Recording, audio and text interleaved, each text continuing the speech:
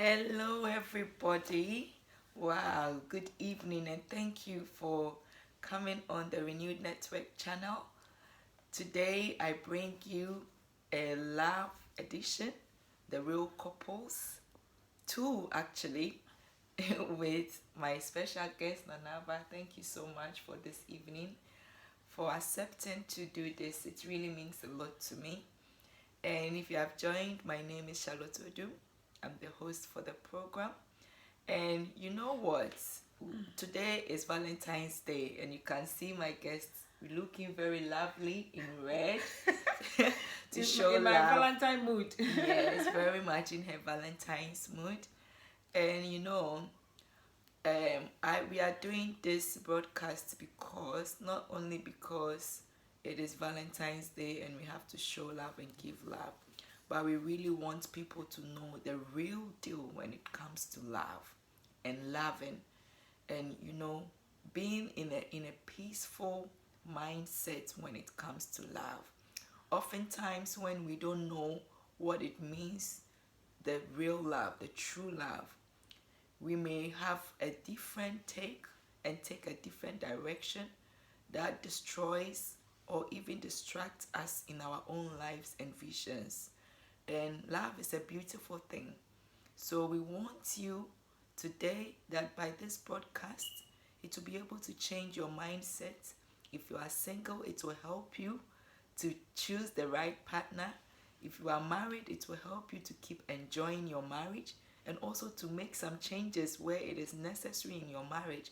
So every time, every minute, every second in this live interview is actually going to help make a difference in your life.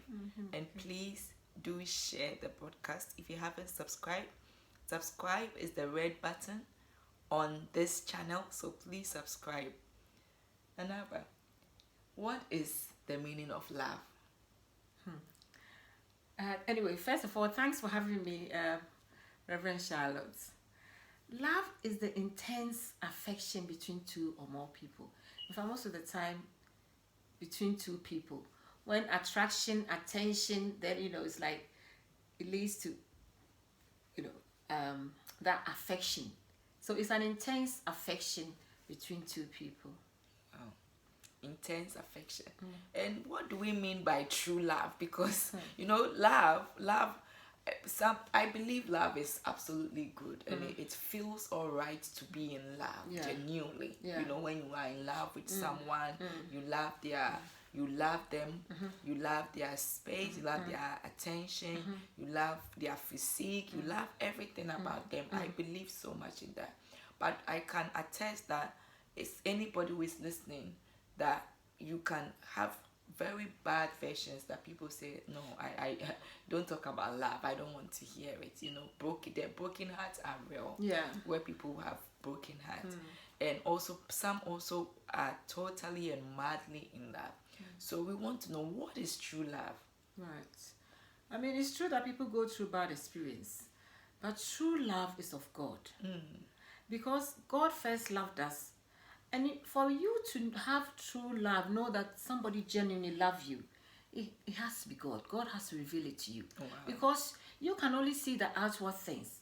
But God, who knows the deeper, the inside, the heart of men, if God is leading you, He can direct you to make sure, and you will have that peace within you to make sure to feel at peace that this is the person.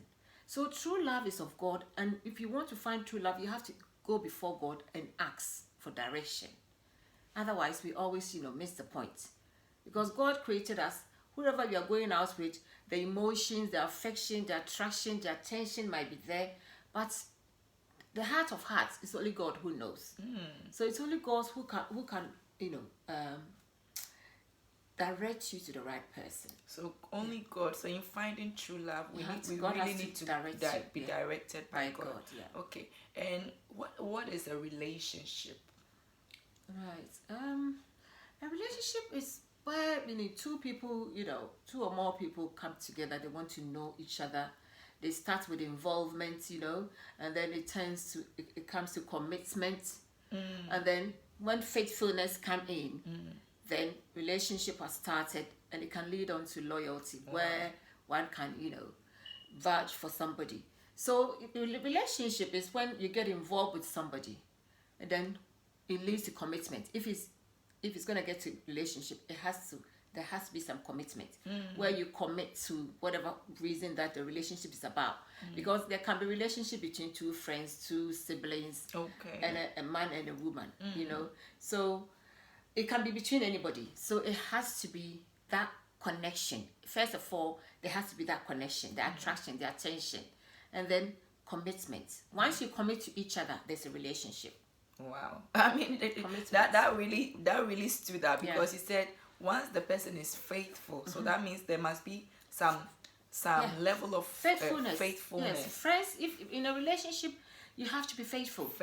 Yeah, it wow. starts with involvement, getting to know each other, attraction for whatever reason, attention. Somebody gives you attention, you tend to like them. Yeah. Because everybody loves attention. Yes. Especially when it comes to the opposite sex. Yeah. When if the guy looks good, you like them. So you have to start, studying the person. That's the friendship stage. So the involvement with the attraction and attention, and then the commitment. Then you are studying each other. Wow. Then faithfulness has to come in. Yeah. Wow. So it means that in love we actually progress. It's not just when you don't fall in love. You build, you grow in love. Wow. So it has to start from that attention, attraction, and then commitment. If it's going to progress, that's where commitment comes in. After commitment, you progress from commitment, and then faithfulness. Wow. Then it's really that's when at that stage it can be married. It can get into marriage. Even commitment stage, once two people are committed to each other, you can enter marriage. Wow. So that means, we are talking about love and relationships, just to be specific, if you are wondering, love and relationships. And Nanaba has just given us the stages. Love grows, like she said, we must build in love and not fall in love. Grow in love. We grow must together grow in love and not because fall you in meet love. somebody, you like them, but you don't know them. So gradually you learn to study each other. You learn and you progress together. That's when you know, is she going to be a good friend? Is it just a normal friendship, relationship? Because it's not every relationship that should lead into marriage. Sometimes that's what people, get mistaken, and they easily get broken hearts. As soon as somebody is being nice with you, it doesn't mean it has to end in a marriage. It's okay to have a boyfriend, that you can sometimes chat with, discuss some things with, get the mind of a guy, sometimes in your decision making. But it doesn't always have to lead to marriage, So when the commitment comes in, and then from there, you will know whether it's marriage. So it takes time. You have to grow. Wow. It takes process. Time. It's a process. It takes, even to become couples. It does. It's a process. It takes it's a process. time. That's why when people rush, then it turns into disaster. Wow. You don't have to rush. And is there like a time limit because we hear people say, we courted for 6 years, 10 years, and I'm like, are you getting a degree or a master's or a PhD into studying into someone? Just like you said in the beginning, because only God can tell the heart of man. So at what point can you make a decision that this one is mine? This is what I want to go for, Yeah, before you even, when you get to the age that you think you want to marry, you first start praying before even God will even show you somebody. So by the time you meet somebody, the prayer is halfway done. Okay. So then God is directing you to the right person. So that's, it's about, long courtship is not advisable, to be honest. Because if you meet somebody genuinely, if the person is serious, within a year, latest 2 years, wow, you should get married. Okay. Because to be honest, if you have to prepare yourself. Personally, you the guy or the lady, you have to first discover yourself. That's when you know whether I'm ready for marriage or not. So you have to prepare yourself. Prepare yourself in your own closet.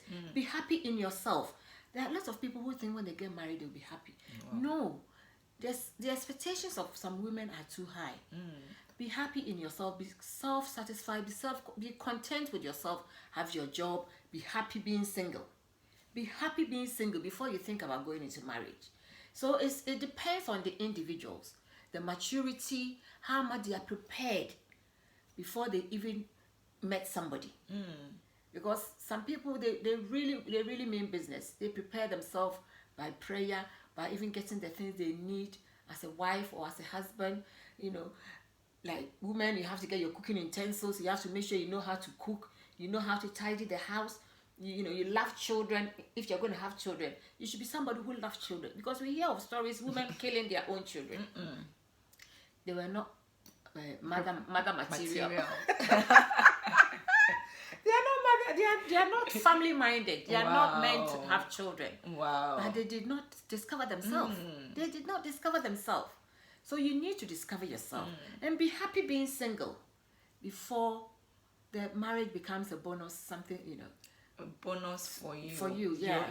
You have to it's first discover yourself. Be happy with yourself. Be happy being single. And also pray towards it before you even change. And when you talk about preparation, you know, there is this thing that I in myself this year, preparation means so much to me.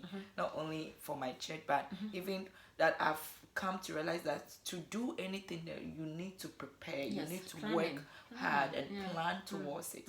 So in terms, just, you know, a lot of people prepare for the wedding day, but for the marriage itself, you know, whilst we prepare, you go to the shop, you have your girlfriends, you have your boyfriends, we read books for the wedding day, but the marriage itself, it looks as if that the preparation doesn't go into, like, I'm having this chat to me is so precious, because I see not only as a counselor, but even as a mother figure, you know, that mentoring other young ladies, it doesn't even happen for you to have the truth before you, that listen, this is real talk, this is what you are going to face. You know, people only stay in their emotion, the heat of the moment, and when you've spent 5,000, 10,000 pounds into the wedding, then you enter into the marriage, and it's like, no, this is no. How do we prepare? What are the steps that we can to prepare? How do you know that we can see shops physically to go in there and buy a wedding gown? We can book hotels, venues, you know, holidays. That's for the big day. That's all for the big day. All for the big day. Big hotels, big holidays, travel for honeymoon, just for honeymoon. And unfortunately, honeymoon goes away. And then you come to your one room, no butler to come and tidy up when you are out there going for tour and all that. How do we prepare? This is what I was telling you initially, that, you know, before you even think about getting married, be prepared in your mind. Be sound in your mind. That's self-discovery. Am I ready for marriage? What type of man would I be able to tolerate? Because to be honest, you will never meet any 100%. Nobody is 100%. We all have our flaws. So you should be ready. What attitude or what behavior, what character from a man can I tolerate? You know, because these are some of the preparation. That's why I said in the part 1 that in marriage, you always have to seek God. Because marriage was instituted by God. Marriage was instituted, Genesis 2:18 and 21. It was God who instituted marriage. So if you want to go into marriage, you need to seek the face of God. God needs to point you in the right direction. Those who are suffering and having all kind of challenges, it's because most often than not, we did not wait before God for Him to direct us. Waiting. Because He created us. He knows what is good for us.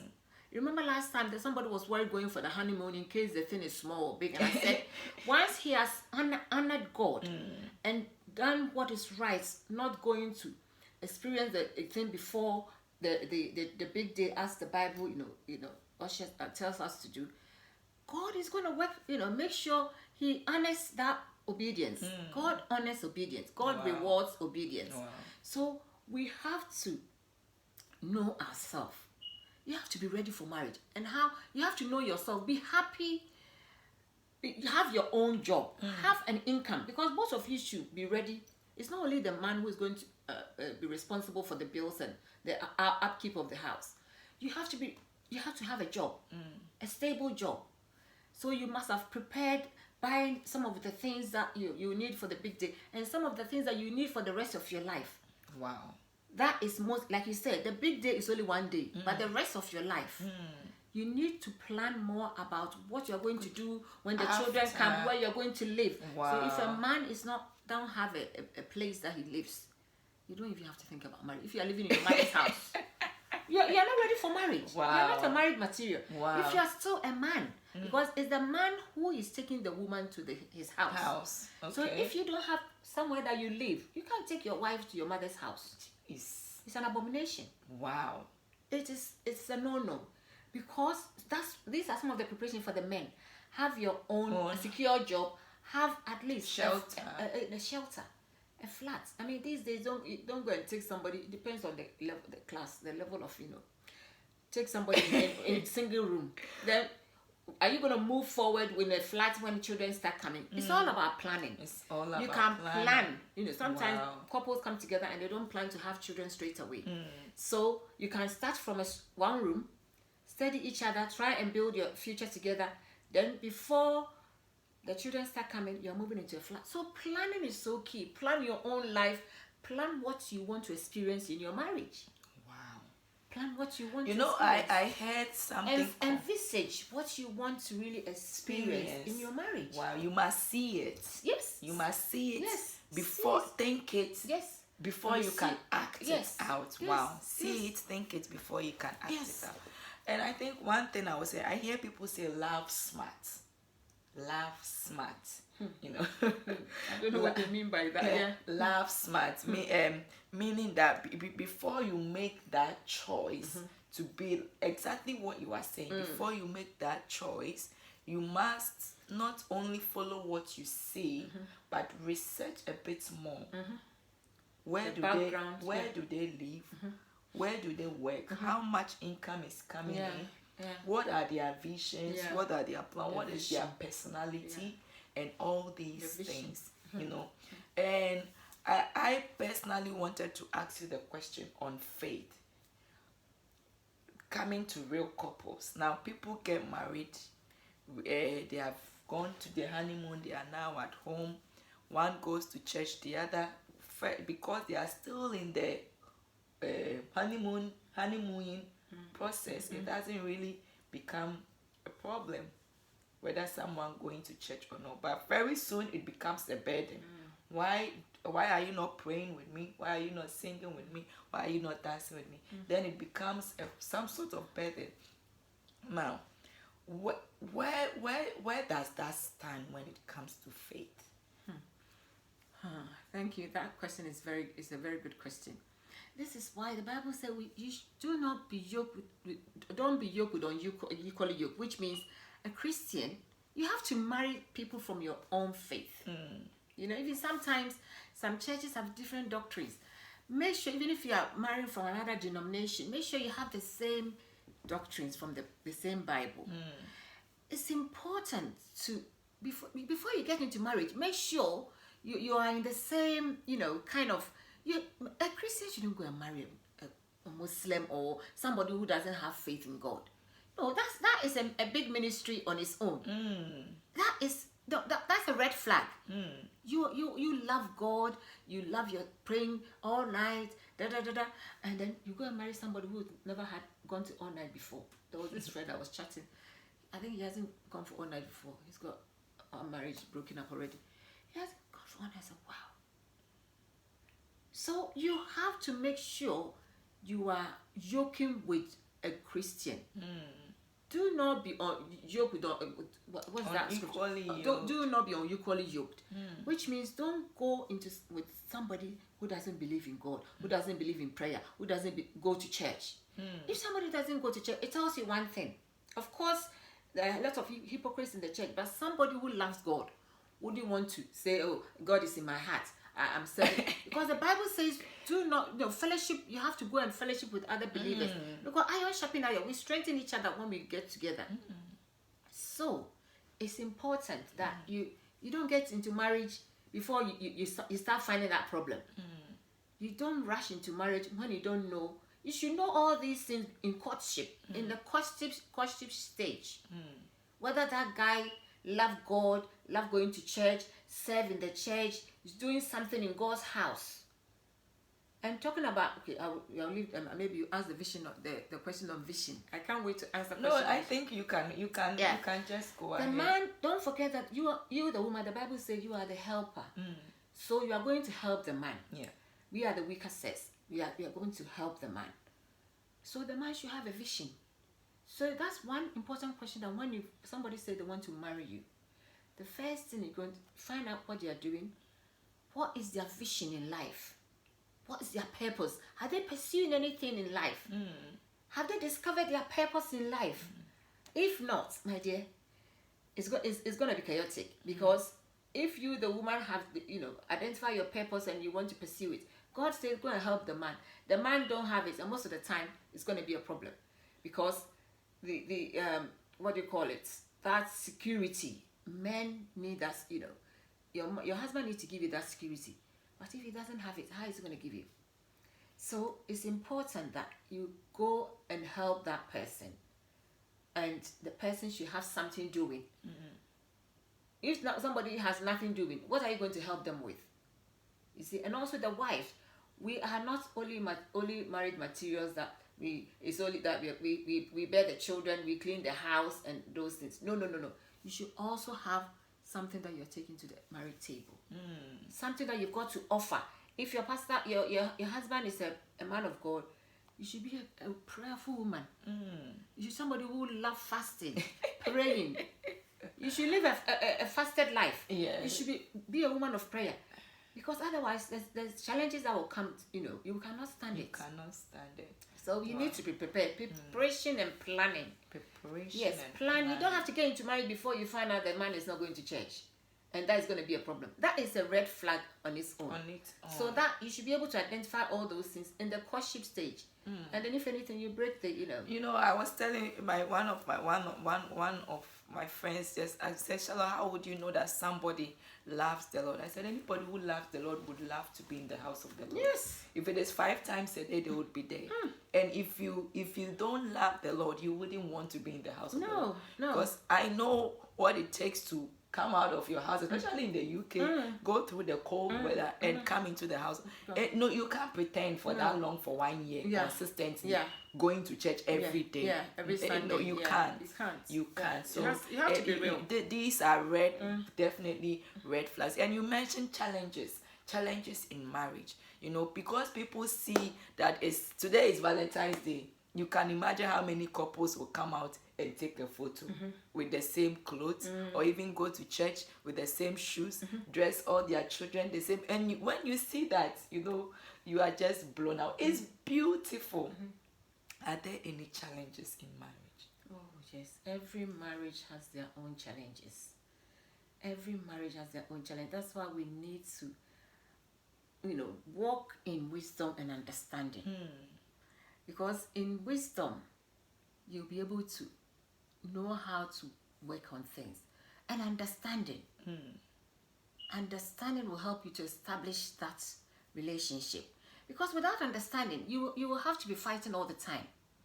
But you need wisdom. The man, both of you need wisdom. I wanted to read, Proverbs, is it the Proverbs 24 verse? Yes, you said 4:3. Proverbs 24 verse 3 it says that through wisdom is an house builded, and by understanding it is established. Also, let me just break it down. If you think a house is a physical building, no. You are the house, because God calls you a church a house. You are a house. And also, as a house, when your family is a house, it's a unit.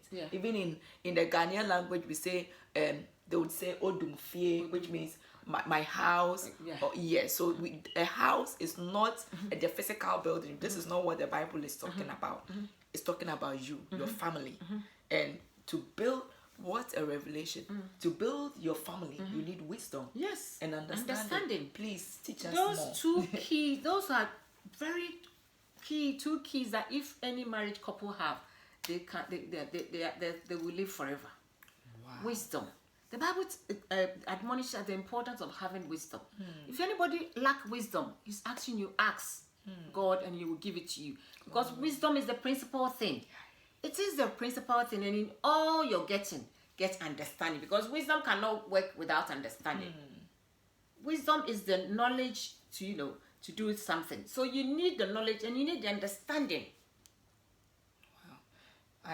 I now get it why people say when you don't understand a thing, then it tends to be abused. So if I have my phone and I don't know the essence of the phone and I use my phone to cook, I've abused the phone because I'm not using it in the right purpose. Yeah. So I wanted you to talk about deeper into some of the challenges we may face if we don't have this type of wisdom and understanding. Real challenges. Real marriage challenges. Right. Because when the two people come together, it's now that you're going to get to know the character. You see the character. That's when you are The now character. the character of the person, the man and the woman. The true colors. The true emotion. Some people hide their anger. They even hide their likes. They hide their hobbies. It's not easy to identify those things if you course for at least 1 year, maybe. So you should have some way of trying to push people to the wall to see how they will react. When you are courting, sometimes you're advised to find a way to ask funny questions or some silly questions and see how he's going to react to it. So there are certain things you will not find out during courtship. So when you come under the same roof, that's when you will see some certain behaviors. So when those things show up, how do you handle it? It's like this anger thing. It could be from the man or from the woman. Some women, reading through certain statements. Sometimes our language is very funny, even the Ghanaian language. One same sentence can mean so many things depending on the tone you use to say it. So sometimes the way we read through certain things that our partners will say, it will cause friction, anger. So there are petty things. Every marriage is unique in its own way. Somebody will say, "Oh, my husband don't appreciate me, whatever I do." What exactly are you doing? Are you undermining the man? Because the man has his role to play. He's the head, he's the priest of the home. So you need to allow him to play that role because God has created them as the head. After God is the man. So if you want to be the everything, you want to take care of the bills, what is the man doing? So play your role. You are there to support the man. If the man is not doing something right, in a nice way, can we do it this way? I think if we do this way, it will be better. But don't think it's because he's not doing it well, you want to go and take his role. Then you just the man feels not happy in his own home because men have their serious egos that God has created them as the head. So it's different scenarios. Sometimes when the children start coming in, the man is not helping. The woman is doing everything, and in the night too, he wants the woman to sacrifice. That is not going to happen because the woman is too tired. Love is caring. So if you truly love your wife, when you come home, find out, sweetie, how's your day been? Are the children okay? Is there anything I can do to help? Sit down and put your feet up. Let me also help out because I'm home now. Let your presence be felt. Acts of service is one of the love languages. Acts of service. Help out because women, especially when the children are young, we need help. Cooking. It's not only women who are meant to cook. In this modern age, the man is working, the woman is working. So when both of you come home and they're tired, then you will come and sit in the chair and then with the newspaper or listening to the news. Watching football. Watching football. And you expect the woman to do everything. That is not fair. The woman is not going to be happy. And that can create a lot of problems in the home. So it's basically just wisdom. Wisdom is, think about yourself. If somebody was behaving like that to my sister, not helping out, or not saying the right things, just saying words anyhow. Think about the words you even say to your partner. The Bible says, quick to listen but slow to speak. Even when the woman, don't offend you, don't also follow up with another abusive word. Wow. We have to be wise. We need to live with wisdom. Okay. Well, thank you very much. I mean, these are very precious nuggets you are sharing. You mentioned the love languages. So I want you to take us deeper into the love languages. What is the love language? What are the types? And how are we able to express that in our homes? We are in a pandemic, everybody is at home. Yeah. And I believe that love that, like you said, love grows. So that means love must be developed at each stage. Yes. So probably when we know these four types of love, or the act of love, or the language that we are able to, I can't imagine that you said you love someone and you don't prove it. You must be able to prove it. Jesus loved us so much. He died for us. He died for our sins. He says everything, that every sin is free. I've paid for you.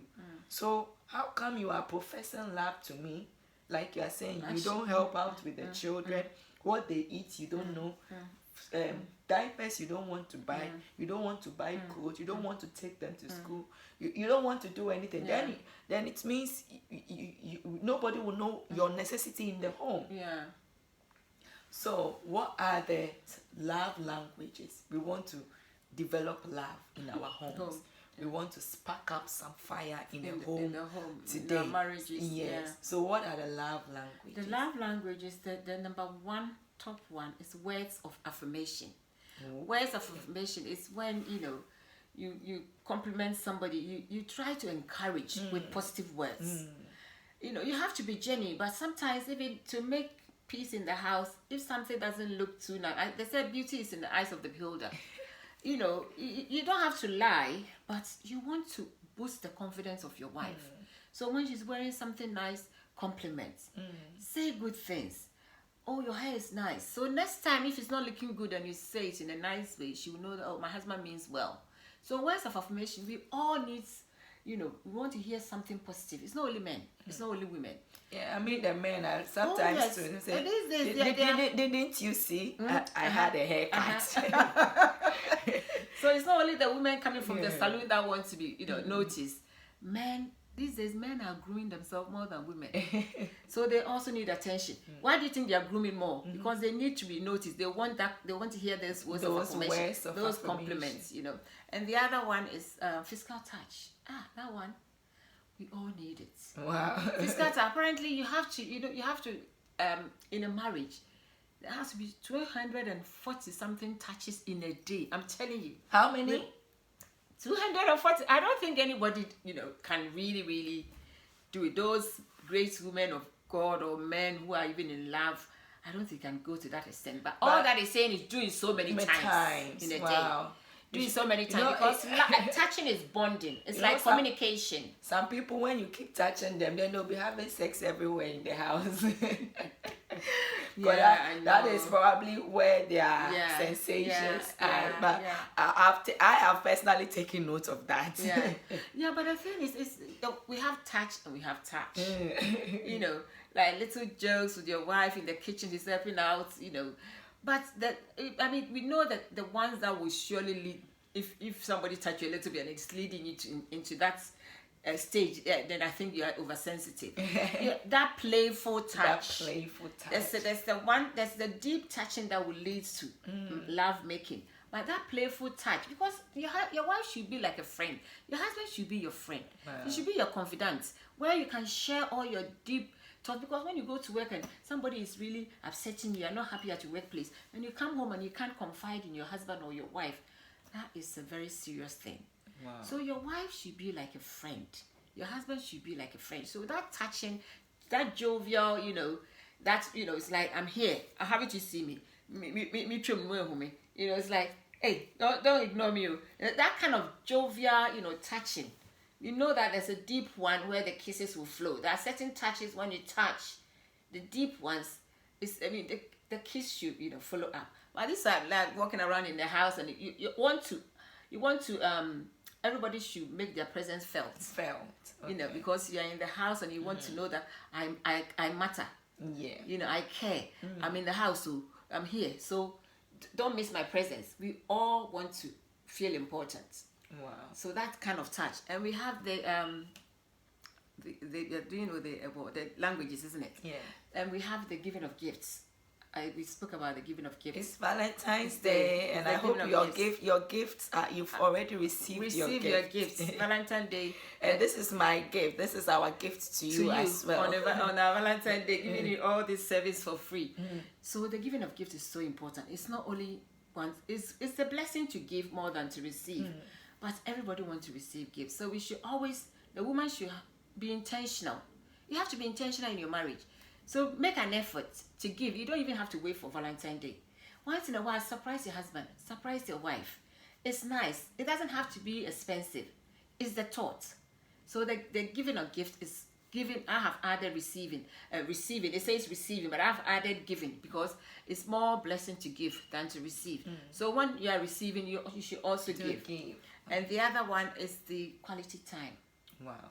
Spending quality time. You know, you bond as a couple. You have to bond, and the way to bond is to spend time together, play games together, watch the TV together, watch movies together, learn a hobby together, dance together. Oh, learn a hobby. You can do that as well. Learn a hobby. Because sometimes if the men love football too much and they are always watching it, and you should know your husband's passion when it comes to sports. If they love football too much and you're always somewhere else, it's not going to help in the marriage. So be there. You can't be there the full time. You develop interest in that hobby. Those things that really help marriage to grow.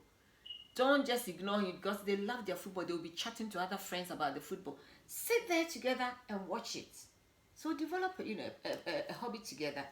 If it has to be one party's hobby, so that the other person must learn to bring happiness and joy together. You can spend more time together. Wow.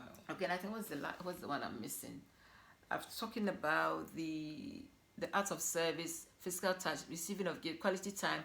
I've done it all. Words of affirmation. Yes. Acts of service. Yeah. The acts of service is helping out in the house. Yes. You know, some men, they'll rather, help you out, help you to develop your business, or help, not necessarily, sometimes it's not even necessarily helping you in the house with the children or anything, but ideas to build your business, ideas to build yourself.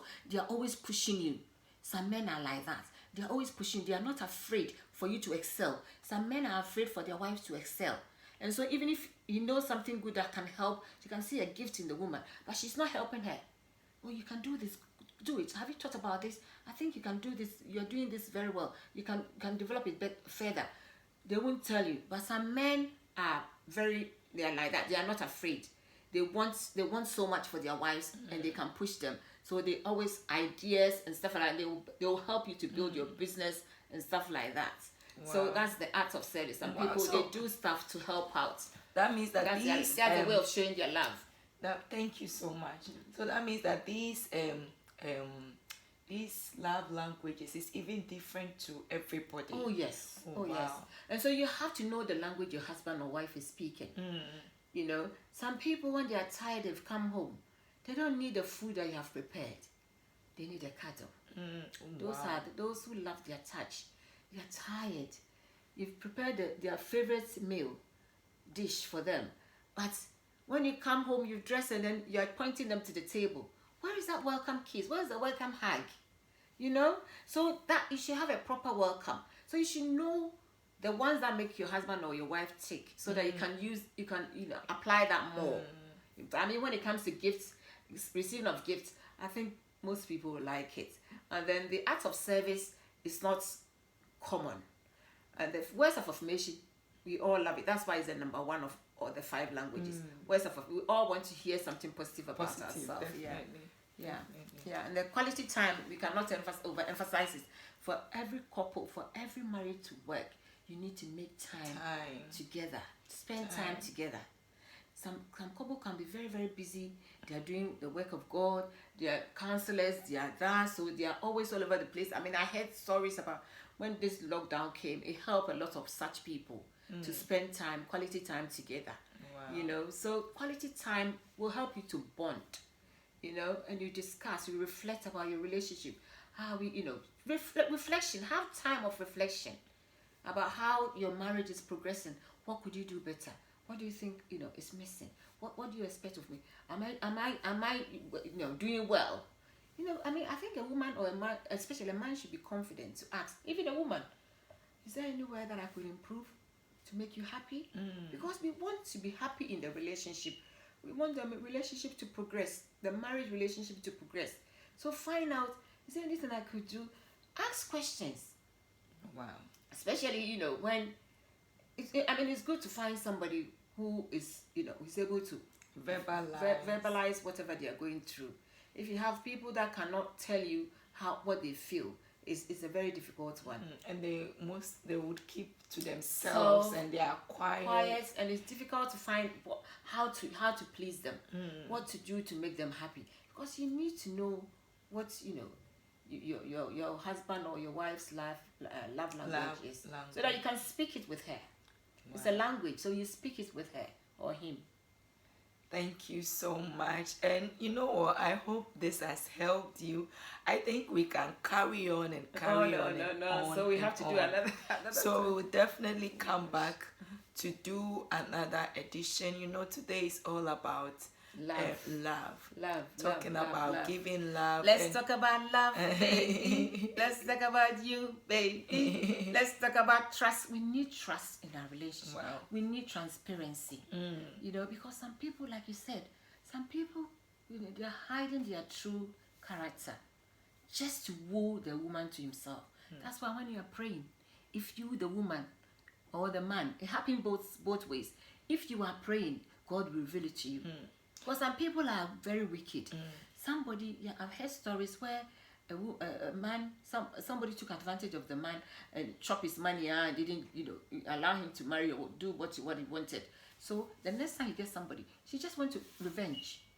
Wow. You want to play revenge. And if you are not praying, asking God, and you fall into love, and you just look at the attention and the attraction, the six-pack and the outward. No, you want to ask God, who knows the heart, to show you the inner man of the inner heart of that person. What is he inside? What is she inside? Because it's only when you go under the same roof that these things will be showing up. So that's why it's so important to ask God. God, is it the right person? As you know, I mean, there's no perfect person on earth. If he's the right person, God will give you the person that you can tolerate his flaws, his weaknesses, because we all have weaknesses. So we have to complement each other. Your weaknesses should be my strength. My strength should be your weakness, so that we complement each other in the marriage and help each other out to build the marriage. Wow, I have so many questions coming into my mind, and I really want to pin just some few on you before we actually even check out. You know, today is Valentine's Day, and I would have to attest to the fact that not everybody is celebrating. Not every home is loving, or not every home is gloomy. So what do we say? Like, what will be the sign to know that, you know, this is not working out? This relationship is not progressing further. You know, it's not a good environment for me, and it's not a good environment for my children. Like we said, how the house is built in wisdom. So you may be in a relationship that may not be building you or even building the children in terms of their progress. So what are the signs, and when do we say that no, this enough is enough? Yeah, especially I think one of the most important thing that a woman, if a man starts beating you, oh my God, that one, some people can just stay in that relationship, because after the man has beaten him, maybe he will go and buy her a gift or something. Once a man raise his hand on you, when he's angry, it means it's not a good one. In fact, even the Bible doesn't agree to divorce. But abuse, Because if you are not careful and you don't get out of such marriages, they can kill you. They can, before you even continue, people always talk about the woman that said, if you are not guilty, you cast the first stone. People forget that this man that this woman went to have adultery with, this man probably may have been married, may have children, because they said adultery. When it is adultery, it means that someone is married. So the man was married, but both of them, when they were caught, it's only the woman. The woman that they wanted to stone and kill. What we forget is that Jesus didn't allow the woman to be stoned. That bit is not emphasized enough. It's not only about if you don't have the stone, if you have not sinned, then cast the stone. That woman, God didn't allow her to be stoned. God didn't allow her to be beaten, and that is the only instance in the Bible that points out that God doesn't allow such form of discipline to a woman. Because the Bible talks about children must be disciplined. Yes. But to a woman, it wasn't. And I think people haven't seen it in that light. Okay, yeah. In that light, you can't raise. Most times I spend time studying mothers, because I'm a mother myself, and I wouldn't say I'm a perfect mother because I'm learning all the time. Yeah. But I always go back as a mother into the Bible to find out the type of treatment God gave to mothers. How to cry for our children, how to raise our children, how to be a mother in a home. And I realized that God doesn't allow any form of abuse. Women are the eyes of God. I can say that for sure. Yeah, the weaker says when you read First Peter 3:7. So we have to be. We are the weaker says, and God wants us to finally. All you should be. Where am I reading? First Peter 3:7. It talks about the fact that the women, wives, in the same way, husbands must give honor to their wives. Treat your wife with understanding as you are living together. She may be weaker than you are, so she's an equal partner in God's gifts of new life. Yeah, equal partners. So I'm not supposed to be beaten. God took me from your rib, from your side. So didn't take me from under your feet. So we should not be abused. We shouldn't allow any man to abuse. Do you know how you were your father maybe even never raised a finger on you. And exactly. So that is the first one you say. And I would just say that if you are in any such domestic violence, abusive your head hit on the wall, trying to always cover your scars. And I always go out for pregnant women, because when you are pregnant is when there is a spike of emotions and you are so vulnerable. If you are living in such, please call the domestic violence helpline here in the UK. Call 999, seek help, seek assistance. There are counselors, and I believe there is somebody that you could trust to tell them. And I will still come back to you if you have other things apart from beating to say, because someone men who are not responsible. Okay. Men who are not responsible, because as a man you should be able to bring much income into the house, even when the woman is working. You are the head. You are to take care of the house. The Bible says the man should go and sweat and bring money. You are the one that should work hard and bring some money to take care of the home. So if a man is not responsible, if a man is lazy and they don't want to work, that's another big challenge. And these days there's a lot of them out there. Wow. That's why women, we don't have to look at the outward appearance. Before you get into marriage, don't look at the outward physique. Don't look at just the physique. Find out what they are doing. Do they have a stable? Are they hard working? Some of them have a stable work because they are lazy. They keep changing jobs. They can't keep one job. Wow. Because they are lazy. They can't go on time. They can't meet deadlines. If you are in a company, a very big corporative, and then you are giving targets. Yes. to meet in the week. And if you keep missing your target, they will check you. You're out. So you have to make sure the man is not a lazy man. He's hardworking. He's always ready to work hard to make sure he's able to take care of his family. Family, not only the children. You should be able to buy gifts for your wife. So the man has to bring most to build income. the relationship. Sometimes when people have children, it's when they feel like because I've had children, Let myself go. They just let themselves go. We've had children. There's so much work to do in the house. Keeping themselves is an issue. Even keeping to time is an issue. A whole lot of things. What I also, since we are talking about other people who are not celebrating Valentine's, I also wanted to bring the point at where a woman or a man feels that their partners have cheated them out.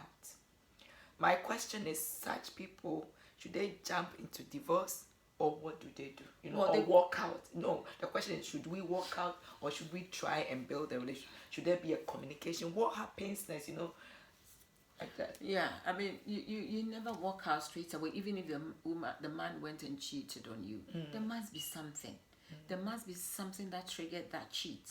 Maybe like just as you were saying, the woman, when you got married, you kept yourself, you dressed up nicely, you kept your figure, you didn't eat anyhow, you were neat, you were organized, and once you have one or two children, it's like you can't manage, and so you are letting yourself go. Some of those things can drive the man outside.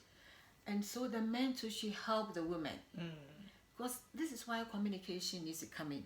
If a man truly loves the wife, you should be able to see the changes when it's happening and ask, sweetheart, what's happening?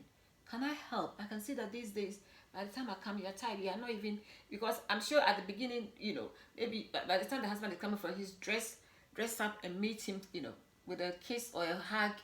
But when the children start coming in and that's not happening, the man should be also find out. Because these are the things that drive some of the men out to go and chase the young ones that are always looking sharp, the slave queens. And I would also say that, sometimes some of the women who have cheated on the men feel that probably their voice are not heard, they are being ignored, or they don't have that attention that they need as well. Because some certainly they do everything, but then if they are not getting the love or they are not getting the attention or the respect, then when they have waited long enough, they go out there. When it's long enough, that's the thing. When it's long enough, it's all boils down to communication. We should always try and make our voice heard, but in a nice way. We have to communicate. Communicate is a very good way of bonding. So at the right time, when something didn't go right, don't say it at the wrong time, so that it will not be addressed properly. Because once you don't address it at the right time, the man might defend himself, the woman will defend himself, because nobody wants to be accused. But when you find the right time and discuss it, you can always resolve things. So there's always a need for communication about whatever is happening in the relationship. In wisdom and understanding, we have to communicate. Yes, and I think my final question is, how people say when this person didn't change, that person didn't change. Let's not in an abusive way. Partners say, oh, this must change, this is not changing. Are men, when I say men, I mean man and woman, are they different anyway? God, there's something that you said that was very profound. I want you to share it to my listeners. Which one is that? He said, we are all different. If men are the same everywhere or they are different. Oh, I mean, human beings in general, human beings in general, we are all the same. Dealing with human beings is not easy. Wow. So don't run from one man. Whatever needs to be addressed, whatever problem you're having with him, try and address it. Do all you can. Before, if it doesn't work, then you might advise yourself. But don't quickly run out. Oh, I realize that this is the attitude. Oh, I can't stand this. I can't stand this. Hey, do you know what the next one is going to be? especially unless you can leave, you can decide to go celibate, or decide not to have anything to do with a man. Some people have, or woman. or woman, exactly. You shouldn't be favoring the yeah, or woman. So we have to be ready to work things out. Don't run out of every situation. Face your fears, overcome them. With prayer, everything is possible. Ask God, seek the right counsel.